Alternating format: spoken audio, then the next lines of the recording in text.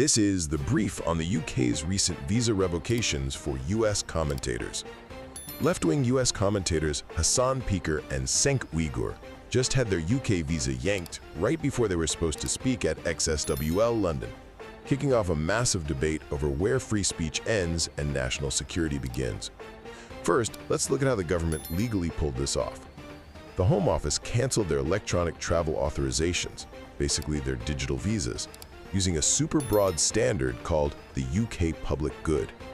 This was triggered by their highly controversial comments on Israel and Hamas and Uyghurs' remarks on grooming gangs. Think of the government like a bouncer at a club, right? They can deny entry if they think you're going to be disruptive. It's a modern border precedent we actually saw earlier this year when the UK blocked Yi over his anti-Semitic remarks. Second, because this public good rule is so incredibly subjective, it naturally sparks a fierce public clash.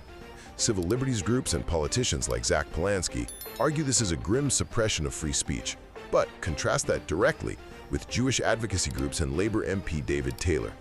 They argue that crossing the line into hate speech absolutely must have real-world consequences.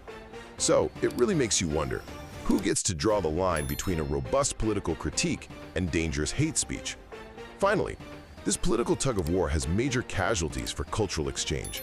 These bans literally threw a massive wrench into XSWL London.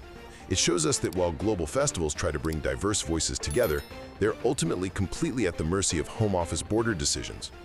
Ultimately, these travel bans prove that a nation's borders aren't just physical barriers, they're ideological ones too.